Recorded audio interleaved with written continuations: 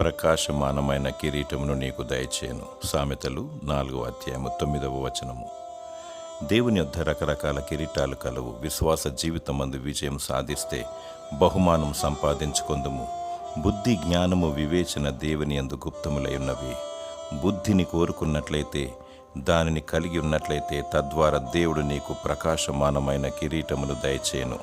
బుద్ధి గలవారు దేవుడు ఉన్నాడని విశ్వసిస్తారు. ఇసుక మీద ఇల్లు కట్టుకొనివారు బుద్ధి లేనివారు. బుద్ధిగల కన్యకలు సిద్ధలలో నూనె కలిగి పెండ్లి కుమారుని ఎదుర్కొనువారు. బుద్ధి లేనివారు విడవబడుదురు. బుద్ధి, వివేచన, జ్ఞానము కలిగి దేవుడిచ్చే బహుమానము కొరకు ఎదురుచూడాలి.